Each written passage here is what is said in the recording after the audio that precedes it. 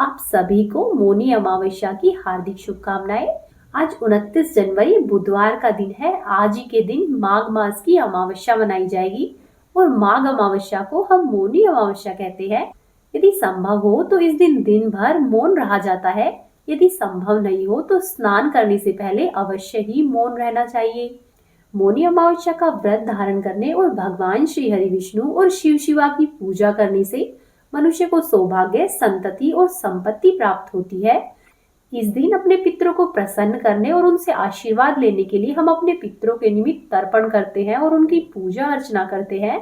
साथ ही इस दिन पीपल के वृक्ष की पूजा करके पीपल के वृक्ष की परिक्रमा भी की जाती है। तो आइए अब शुरू करते हैं अमावस्या की संपूर्ण कथा। प्रेम पूर्वक बोलिए गणपति बप्पा मोरया। पौराणिक कथा के अनुसार एक बार की बात है, एक साहूकार के 7 बेटे और एक बेटी थी। इनके घर पर अक्सर ही एक ब्राह्मण भिक्षा मांगने के लिए आया करता। जब भी साहूकार की बेटी भिक्षा लेकर आती तो वह ब्राह्मण उसके हाथों से भिक्षा लेने से मना कर दिया करता और वह कहता कि तुम्हारे भाग्य में सौभाग्य नहीं वैधव्य लिखा है। यह सुनकर साहूकार की बेटी बहुत दुखी होती। ऐसा कई बार होता रहा। साहूकार की बेटी भिक्षा लेकर आती और साधु उसके हाथों से भिक्षा नहीं लेता। एक दिन साहूकार की बेटी ने अपनी माँ से सारी बातें बता दी कि किस तरह से एक ब्राह्मण भिक्षा मांगने आता है और मेरे हाथों से भिक्षा नहीं लेता है। साहूकार की पत्नी ने अपनी बेटी से कहा कि बेटी, अगली बार जब वह भिक्षुक आए तो तुम मुझे बताना। फिर कुछ दिनों के बाद ही वह भिक्षुक उनके द्वार पर आया। उस समय साहूकार की पत्नी दरवाजे के पीछे छुपकर उसकी सारी बातें सुनने लगी। वही हुआ जैसा कि हमेशा होता रहा। भिक्षुक ने उस लड़की के हाथों से भिक्षा लेने से मना कर दिया और कहा कि तुम्हारे भाग्य में सौभाग्य नहीं वैधव्य लिखा है। इन बातों को सुनकर साहूकार की पत्नी दरवाजे के ओट से बाहर आई और भिक्षुक से कहने लगी कि एक तो हम तुम्हें भिक्षा दे रहे हैं और ऊपर से आप हमें अशुभ बातें कह रहे हैं। ब्राह्मण ने कहा कि मैं जो कुछ कह रहा हूँ वह सच है। आपकी बेटी के भाग्य में ऐसा ही लिखा है। जब विवाह के समय आपकी बेटी के फेरे हो रहे होंगे, उस समय एक सांप आएगा और इसके पति को काट लेगा, जिसके कारण से यह विधवा हो जाएगी। ब्राह्मण की सारी बातें सुनकर साहूकार की पत्नी अत्यधिक दुखी हुई, लेकिन वह फिर ब्राह्मण से बोली कि हे ब्राह्मण देव, अगर आपको ये पता है कि यह विधवा होगी तो आपको ये भी अवश्य ही पता होगा कि इसका वैधव्य दोष किस तरह से दूर होगा और इसके सुहाग की रक्षा कैसे होगी। साहूकार की पत्नी के ऐसा पूछने पर उस ब्राह्मण ने कहा कि यहाँ से कुछ दूरी पर एक गांव है। वहाँ पर एक सोना धोबिन रहती है। वह हर अमावस्या को व्रत रखती है, इसी वजह से उसका सुहाग अटल है। अगर वह यहाँ पर आकर अपना सुहाग आपकी बेटी को दे दे तो इसका वैधव्य दोष टल सकता है। ब्राह्मण की बात सुनकर साहूकार की पत्नी ने ब्राह्मण का धन्यवाद किया और वह सोना धोबिन की तलाश में अपने घर से निकल गई। एक दिन वह बहुत धूप की वजह से एक पीपल के पेड़ की छाया में बैठकर सुस्ता रही थी। तभी उसने देखा कि एक सांप आया और उस पीपल के पेड़ पर गरुड़ के बच्चे को खाने के लिए पेड़ के ऊपर चढ़ने लगा। साहूकार की पत्नी ने उस सांप को मार दिया और गरुड़ के बच्चों की रक्षा की। इतनी ही देर में गरुड़ भी वहां पर आ पहुंचा। उसने देखा कि यहाँ पर तो खून गिरा हुआ है। गरुड़ को लगा कि साहूकार की पत्नी ने उसके बच्चों को नुकसान पहुंचाया है, इसीलिए गरुड़ ने उस पर हमला किया। लेकिन साहूकार की पत्नी ने उसे रोका और कहा कि मैंने तो तुम्हारे बच्चों की सांप से रक्षा की है। गरुड़ ने जब सच जाना तो उसने कहा कि तुमने मेरे बच्चों की रक्षा की है, इसलिए ये बताओ कि अब मैं किस तरह से तुम्हारी मदद कर सकता हूँ। तब साहूकारनी ने गरुड़ पक्षी को बताया कि मैं सोना धोबिन की तलाश में निकली हूँ। अगर तुम मुझे उस तक पहुँचा दो तो तुम्हारा बहुत उपकार होगा। साहूकारनी को गरुड़ ने सोना धोबिन के गांव में अपने पंखों पर बिठाकर पहुँचा दिया। सोना धोबिन के 7 बेटे और बहुएं थी, लेकिन उसकी बहुओं में घर के काम को लेकर अक्सर कहासुनी होती रहती थी। साहूकारनी को एक उपाय सूझा और वह रात को जब सभी लोग सो जाते तब सोना धोबिन के घर में चुपचाप से चली जाती और घर का सारा काम करके सुबह होने से पहले ही वापस आ जाती। कई दिनों तक ऐसा ही चलता रहा। तो एक दिन सोना धोबी ने सोचा कि मेरे घर का सारा काम बिना किसी कलह के किस तरह से हो जाता है, मैं यह जरूर देख कर रहूंगी। ऐसा सोचकर सोना धोबिन एक दिन छुपकर बैठ गई। रात के समय जब साहूकार की पत्नी आई और वह सारे काम करने लगी, तब सोना धोबिन ने उसे देख लिया। फिर जब साहूकारनी काम करके जाने लगी तो सोना धोबिन ने उसे पकड़ लिया और पूछा कि तुम कौन हो और इस तरह से मेरे घर में काम करके क्यों चली जाती हो। तब साहूकारनी ने कहा कि मैं तुम्हें सब कुछ बता दूंगी, लेकिन पहले वचन दो कि सब कुछ जानने के बाद तुम मेरी मदद करोगी। सोना धोबिन ने साहूकारनी को वचन दे दिया। साहूकारनी ने सारी बातें सोना धोबिन को कह सुनाई और अपने साथ चलने के लिए कहा। सोना धोबिन साहूकारनी के साथ चल दी और अपनी बहुओं से कहा कि मेरे लौटने तक हो सकता है तुम्हारे ससुर जी की मृत्यु हो जाए, लेकिन इनके शरीर को तेल में डुबो कर रखना, अंतिम संस्कार मत करना। फिर सोना धोबिन साहूकारनी के साथ उसके घर पर आ गई और जब साहूकारनी की बेटी की शादी हो रही थी, तब फेरों के समय एक सांप लहलहाता हुआ चला आया। सोना धोबिन ने उस सांप के आगे दूध रखा और लावा रख दिया। जैसे ही वह दूध पीने लगा, सोना धोबिन ने उस सांप को मार दिया। इसके बाद सोना धोबिन ने कहा कि अब तक जो भी सोमवती अमावस्या के व्रत मैंने किए हैं, उन सब का पुण्य मैं इस साहूकारनी की बेटी को देती हूँ। इसके बाद साहूकारनी की बेटी का वैधव्य टल गया और वह सौभाग्यवती बन गई। इसके बाद सोना धोबिन अपने गांव की ओर लौटने लगी तो एक दिन रास्ते में सोमवती अमावस्या आ गई। धोबिन ने इस दिन व्रत रखा और पीपल की पूजा की, कथा का पाठ किया और इसी बीच में सोना धोबिन के पति की मृत्यु हो गई। जब वह वापस घर पर लौटी तो उसने रास्ते में किए गए सोमवती अमावस्या का पुण्य अपने पति को दे दिया। इस प्रकार से उसका मरा हुआ पति फिर से जीवित हो उठा। फिर लोगों ने जब सोना धोबिन से पूछा कि तुमने अपने मरे हुए पति को किस प्रकार से जीवित कर लिया, तब उसने बताया कि सोमवती अमावस्या व्रत के प्रभाव से ही मैंने अपने पति को जीवित किया है। सोना धोबिन के कहे अनुसार और बताए अनुसार ही गांव के सभी लोग उस दिन से सोमवती अमावस्या का व्रत करने लगे। हे अमावस्या माता, जैसे आप सोना धोबिन पर प्रसन्न रहती है, वैसी ही सभी पर रहना। इस कहानी को कहने वाली, सुनने वाली और होकारा भरने वाली सभी बहनों को अमर सुहाग देना और हमेशा ही घर परिवार की रक्षा करना। अब आप सुनिए अमावस्या की अगली कथा। प्राचीन समय में धर्मवर्ण नाम का एक ब्राह्मण था। वह ब्राह्मण बहुत ही धार्मिक प्रवृत्ति का था। ऋषि और मुनियों का वह बहुत आदर करता था। एक बार उस ब्राह्मण ने किसी महात्मा के मुख से भगवान विष्णु की महिमा के बारे में सुना। जब ब्राह्मण ने सुना तो उसे पता चला कि भगवान विष्णु के नाम को जपने से ज्यादा पुण्य किसी भी कार्य में नहीं है। धर्मवर्ण ने इस बात को आत्मसात कर लिया और इस तरह से उसका मन सांसारिक जीवन से भी दूर हो गया। वह केवल श्रीहरि के चरणों में ही लीन रहता और भक्ति करता। इसी तरह से वह जगह जगह पर जाता, साधु संतों से मिलता और घूमता रहता। वह दिन भर श्रीहरि के नाम का जाप करता। एक दिन भ्रमण करते करते धर्मवर्ण ब्राह्मण पितृलोक में पहुंच गया। वहां पर उस ब्राह्मण ने अपने पितरों को बहुत अधिक कष्ट में देखा।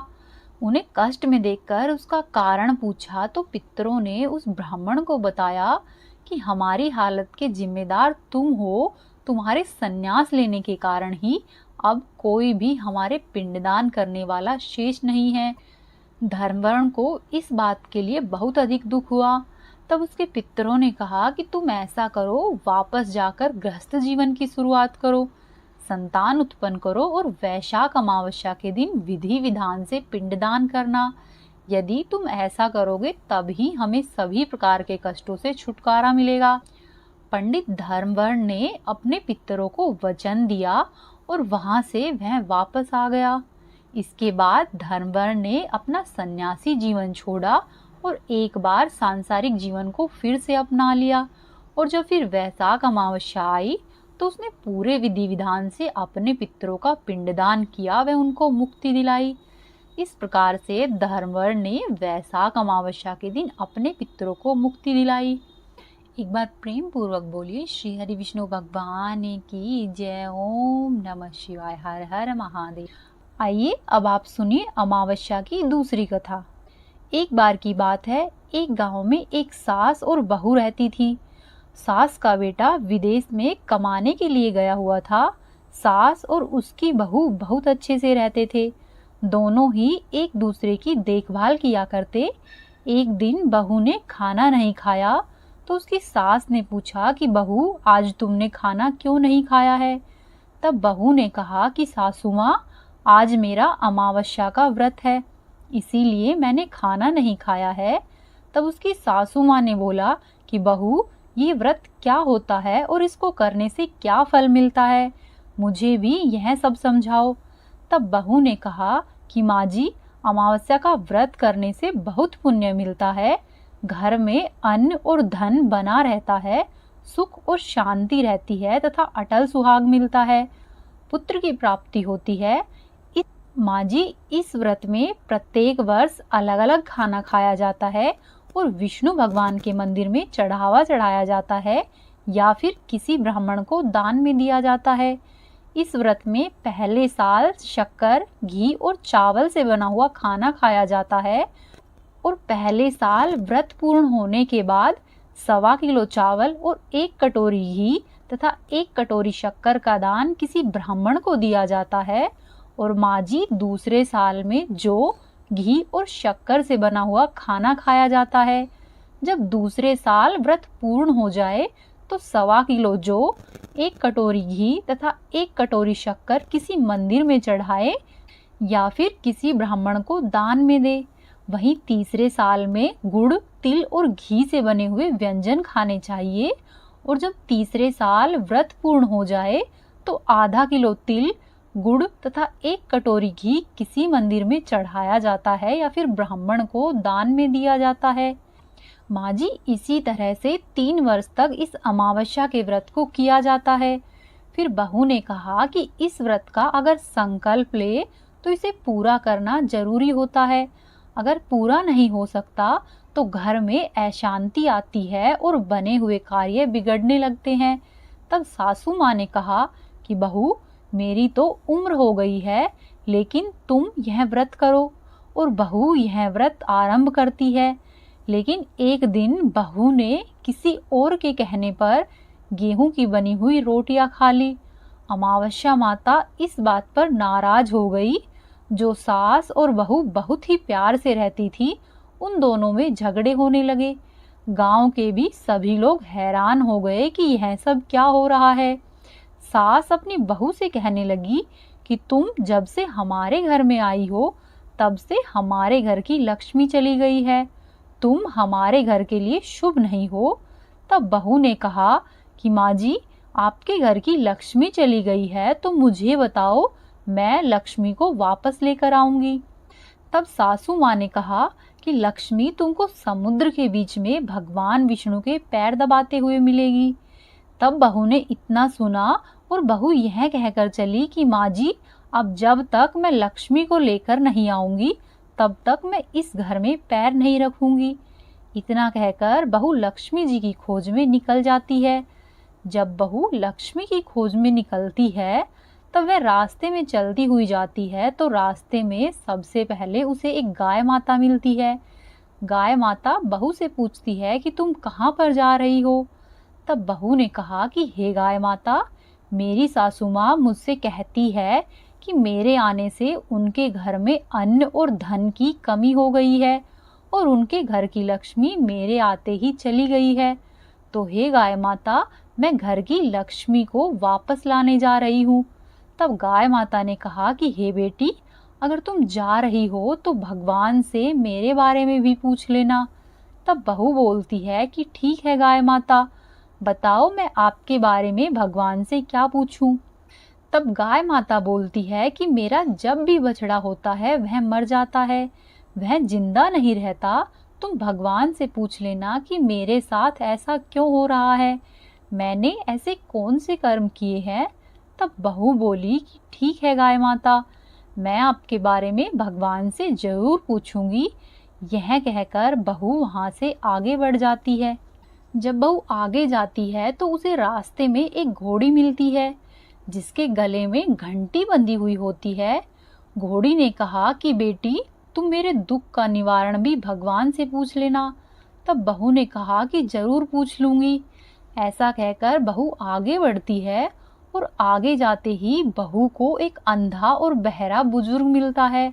वह भी बहू से अपनी समस्या भगवान से पूछने के लिए कहता है। तब बहू उसकी समस्या भी भगवान से पूछने का कहकर आगे बढ़ती है। आगे जाते ही बहू को एक बूढ़ी औरत मिलती है जो हाथ और पैर से अपाहिज होती है। वह भी बहू से अपनी समस्या भगवान से पूछने के लिए कहती है। तब बहू उसकी समस्या को भी भगवान से पूछने के लिए तैयार हो जाती है और फिर वह आगे बढ़ती है। आगे जाते ही बहू थक जाती है और एक आम के पेड़ के नीचे बैठ जाती है। तब आम का पेड़ खुश होकर बहू से पूछता है कि बेटी, तुम कहाँ से आई हो और कहाँ पर जा रही हो? तो बहू बताती है कि मैं माँ लक्ष्मी को लेने जा रही हूँ। तब पेड़ भी अपनी समस्या भगवान से पूछने के लिए कहता है कि मेरे पेड़ पर लगे हुए आम खट्टे ही होते हैं, इस बारे में भगवान से जरूर पूछना। तब बहू उसकी समस्या को लेकर आगे बढ़ जाती है। आगे जाते ही बहू को एक तलाई मिलती है। वह भी बहू को बताती है कि तुम भगवान से पूछना कि मेरे तलाई का पानी इतना मैला क्यों है, कोई भी इस पानी को नहीं पीता है। तब बहू कहती है कि ठीक है, मैं जरूर पूछ लूंगी, और ऐसा कहकर वह आगे बढ़ जाती है। बहू बहुत दिनों तक जंगल में चलती रहती है। चलते चलते वह बहुत थक जाती है।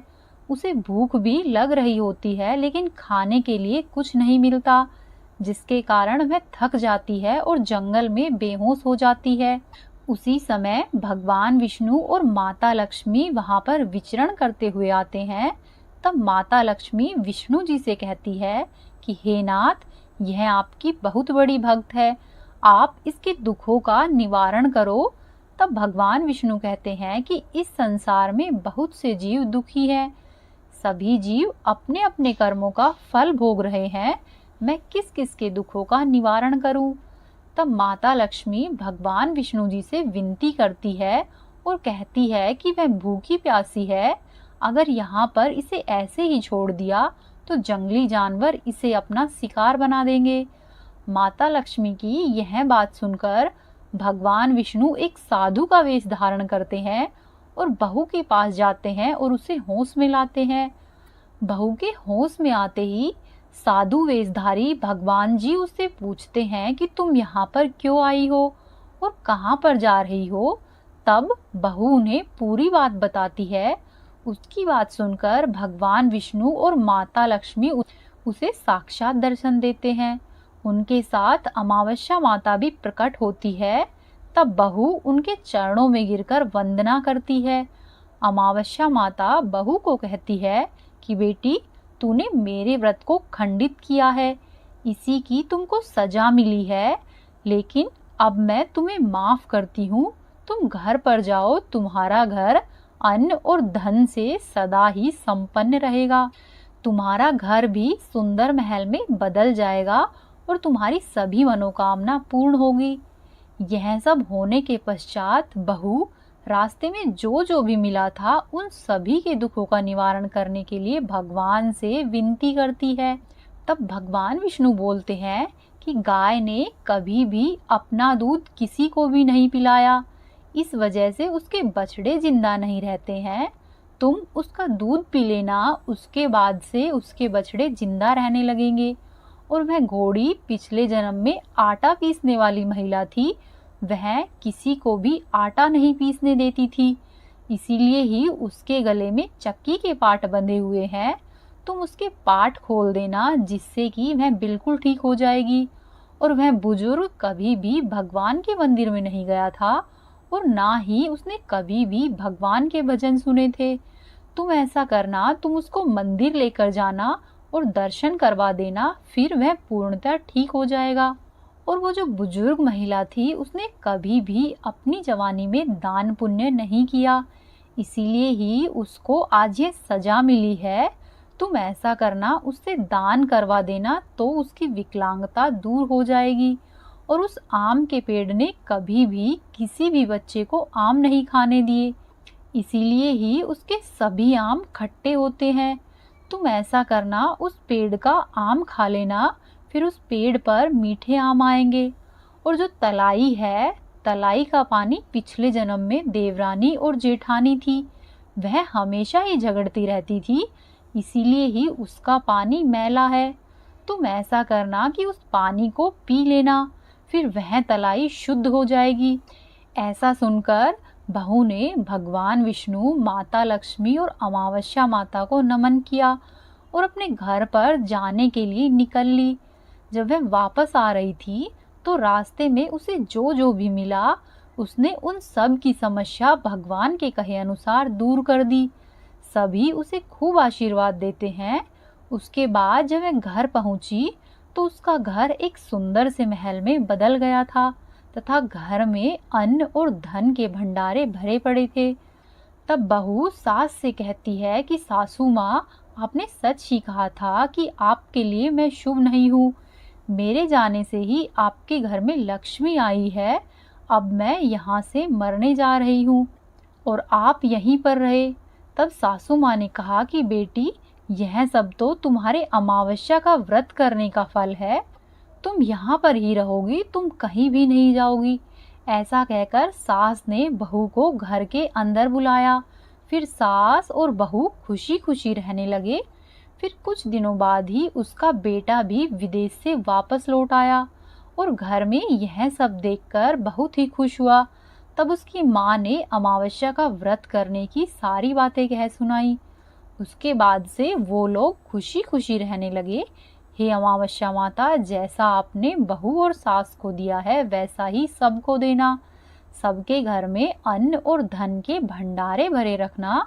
जो भी इन व्रत कथाओं को पढ़े या सुने, उसकी हर प्रकार की मनोकामना पूर्ण करना। बोलो अमावस्या माता की जय, बोलो लक्ष्मी नारायण की जय। ओम नमः शिवाय, हर हर महादेव। ये थी आज की कथाएं। उम्मीद है आपको पसंद आई होगी। आपसे एक निवेदन है, यदि आपने अभी तक चैनल को सब्सक्राइब नहीं किया है तो चैनल को सब्सक्राइब कर ले, वीडियो को लाइक करें और वीडियो को शेयर करें।